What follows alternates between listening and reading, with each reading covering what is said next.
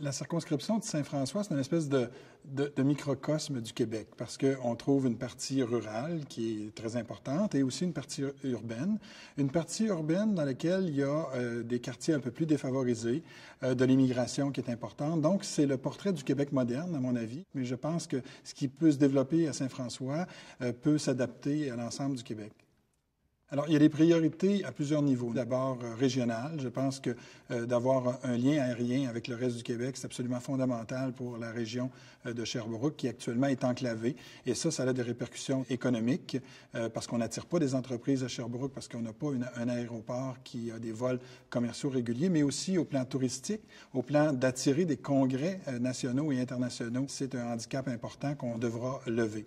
Deuxièmement, dans l'est de Sherbrooke, il faudrait redynamiser, si on veut, l'économie locale. Et je pense qu'il y a place à Sherbrooke pour un centre de congrès d'envergure avec une infrastructure hôtelière qui soit beaucoup mieux pourvue qu'elle l'est actuellement.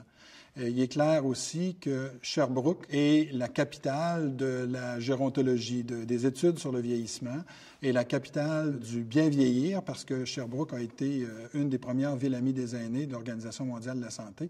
Mais on n'a pas jusqu'à maintenant eu le souci d'exploiter cette richesse pour stimuler l'économie, pour attirer à Sherbrooke des entreprises qui vont mettre en valeur les découvertes des chercheurs et qui vont être capables de rendre disponibles ces nouvelles découvertes à l'ensemble de la population et exporter ce savoir à l'extérieur.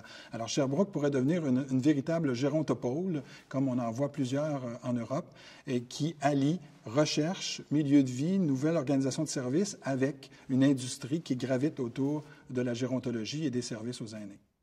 Pour répondre au vieillissement de la population et à la prépondérance de maladies chroniques, le Parti québécois veut prioriser les soins de première ligne, veut prioriser les soins à domicile pour les personnes âgées et veut faire en sorte également que chaque citoyen puisse avoir accès à un médecin de famille, de sorte qu'on prévient des détériorations, on prévient des visites à l'urgence inutiles, on prévient des hospitalisations inutiles également et qu'on permet de mieux adapter le système de santé qui a été développé au siècle dernier autour de l'hôpital, qui était un bon modèle pour répondre aux maladies de cette époque-là, mais qui devient inapproprié parce qu'on a de plus en plus de maladies chroniques qui nécessitent un suivi à long terme et des soins à domicile qui sont adéquats et en quantité suffisante.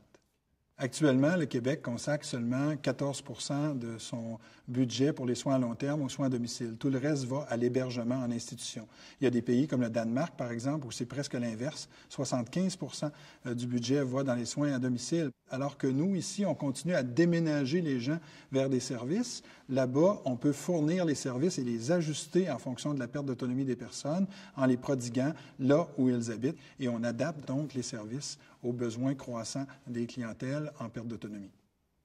Actuellement, en agriculture au Québec, l'un des problèmes, c'est qu'on n'a pas cultiver, si vous me passez l'expression, cultiver nos producteurs agricoles et on n'a pas pris soin de bien les servir pour qu'ils puissent à leur tour être capables de fournir l'alimentation dont le Québec a besoin. Je pense qu'en agriculture, il faut être capable de tendre vers la souveraineté alimentaire, d'être capable de s'autosuffire dans une certaine mesure en termes d'alimentation et d'éviter le piège de la spécialisation de la culture qui nous amènerait, comme c'est le cas dans plusieurs pays, à être beaucoup trop dépendants des apports extérieurs. Et si on s'alimente bien, on peut prévenir un certain nombre de maladies, que ce soit les maladies cardiovasculaires, le cancer, etc. Et donc, l'alimentation est un facteur clé, non seulement sur le plan économique, mais aussi sur le plan de la santé. Et il faut absolument être capable de maîtriser l'alimentation et de maîtriser la production agricole.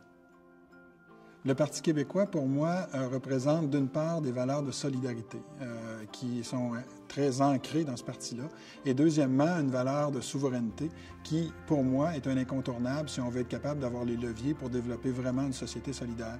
Alors, le Parti québécois combine ces valeurs-là en y ajoutant une valeur de responsabilité. C'est pas tout d'être solidaire, il faut aussi être capable d'avoir les moyens de cette solidarité-là, donc d'être responsable envers ceux qui paient des impôts, paient des taxes. Et je pense que le Parti québécois est le parti qui rassemble ces trois valeurs de la façon la mieux équilibrée. Actuellement, on est à la merci du Canada qui ne partage pas les valeurs, je pense, des Québécois et qui fait qu'il y a un conflit de valeurs entre le Québec et le reste du Canada. Si on veut être capable de résoudre ce conflit-là, pour moi, la seule façon, c'est de devenir un pays et c'est aussi la seule façon de maîtriser complètement nos leviers économiques pour être capable de prendre les bonnes décisions sur le plan économique qui respectent nos richesses naturelles et la volonté de la population. Pour moi, la souveraineté, c'est un moyen pour le peuple québécois de rayonner sur la scène internationale de façon beaucoup plus importante et d'apporter au monde cette espèce d'amalgame qu'on a ici d'être des Latins en Amérique du Nord. Et c'est une richesse, je pense, de combiner la rigueur américaine avec le sentiment ou les valeurs européennes qui sont notre héritage.